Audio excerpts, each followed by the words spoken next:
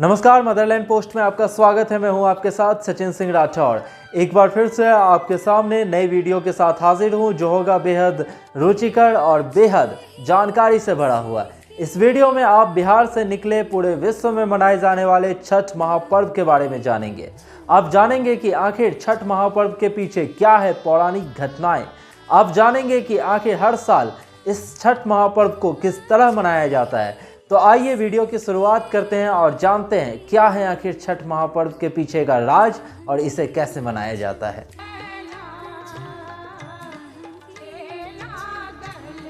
दरअसल कार्तिक मास की अमावस्या को दीपावली मनाने के तुरंत बाद मनाए जाने वाला इस 4 दिवसीय व्रत को सबसे कठिन और महत्वपूर्ण रात्रि कार्तिक शुक्ल षष्ठी को मनाया जाता है। इसी कारण इस व्रत का नाम भी छठ महाव्रत रख दिया गया है।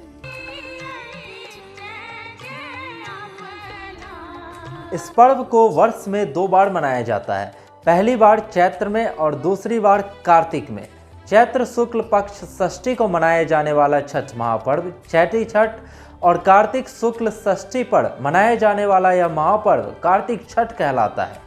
पारिवारिक सुख समृद्धि और मनोवांछित फल प्राप्त करने के लिए यह पर्व मनाया जाता है।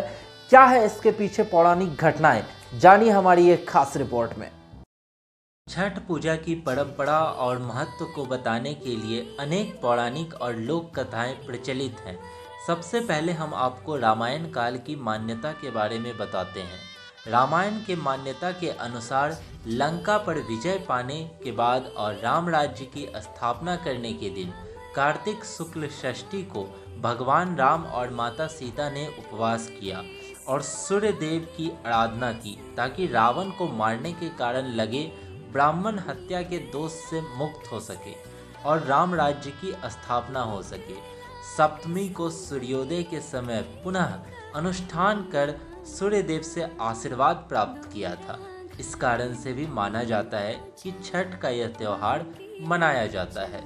महाभारत के मान्यता के अनुसार छठ पर्व की शुरुआत महाभारत काल से हुई थी।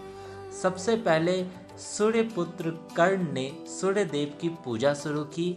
कर्ण भगवान सूर्य के परम भक्त थे। वह प्रतिदिन घंटों कमर तक पानी में खड़े होकर सूर्य को अर्घ्य देते थे। सूर्य की कृपा से ही वह महान योद्धा बना था। आज भी छठ में अर्घ्य दान की यह पद्धति प्रचलित है। कुछ कथाओं में पांडव की पत्नी द्रौपदी द्वारा भी सूर्य के पूजा का उल्लेख है। वे अपने परिजनों के उत्तम स्वास्थ्य की कामना और लंबे उम्र के लिए नियमित सूर्य की पूजा करती थी। पुराणों में मान्यता है कि एक कथा के अनुसार राजा प्रियव्रत को कोई संतान नहीं था। जब महर्षि कश्यप ने पुत्रेष्टि यज्ञ कराकर उनकी पत्नी मालिनी को यज्ञाहुति के लिए बनाई गई खीर दी। इसके प्रभाव से उन्हें पुत्र हुआ, परंतु वह पुत्र मृत पैदा हुआ। प्रियव्रत पुत्र को लेकर शमशान गए और पुत्र वियोग में प्राण त्यागने लगे। उसी वक्त भगवान के मानस कन्या देवसेना प्रकट हुई और कहा कि सृष्टि के मूल प्रवृत्ति के छठे अंश से उत्पन्न होने के कारण मैं षष्ठी कहलाती हूँ। राजन, तुम मेरा पूजा करो और लोगों को भी इसके लिए प्रेरित करो। राजा ने पुत्र इच्छा से देवी षष्ठी का व्रत किया और उन्हें पुत्र रत्न की प्राप्ति हुई। यह पूजा कार्तिक शुक्ल षष्ठी को हुई थी, इसीलिए इसी दिन छठ पूजा का त्यौहार मनाया जाता है, ऐसा पुराणों में माना जाता है। तो आपने देखा कि 4 दिन तक मनाए जाने वाला यह छठ महापर्व के पीछे की वजह क्या है पौराणिक घटनाएं। इन सभी घटनाओं को अगर आप एक कड़ी में जोड़ेंगे तो आप पाएंगे कि जीवन के सभी दुख कष्ट का निवारण है यह महापर्व। साथ ही साथ जीवन में और परिवार में सुख समृद्धि का आगमन भी माना जाता है यह महापर्व।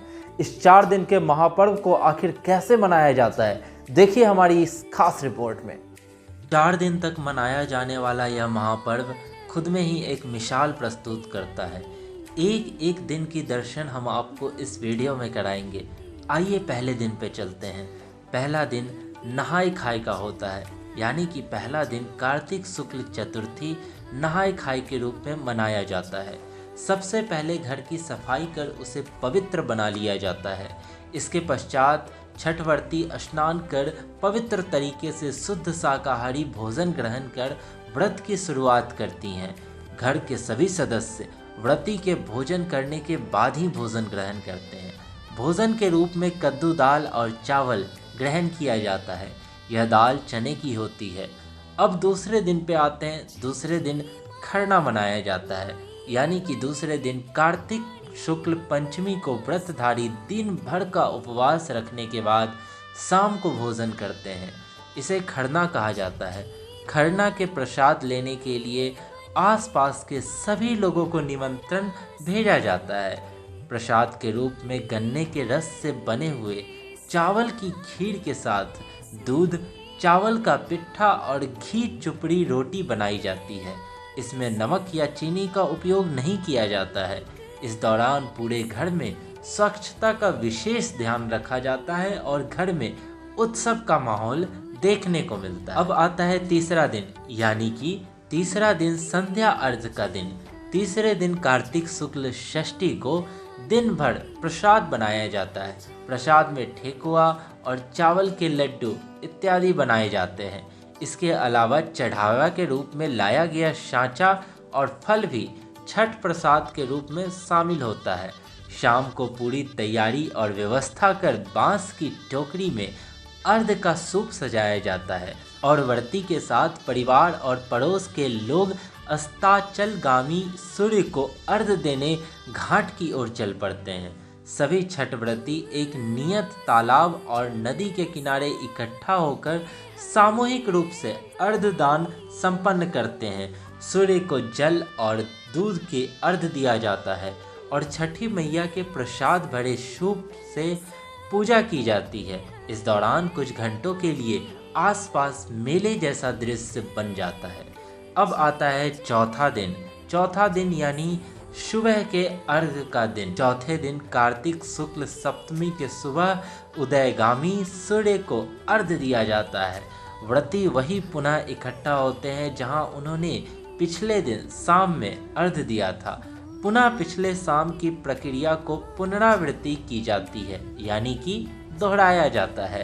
अंत में व्रती कच्चे दूध का शरबत पीकर और थोड़ा प्रसाद खाकर व्रत को पूर्ण करते हैं।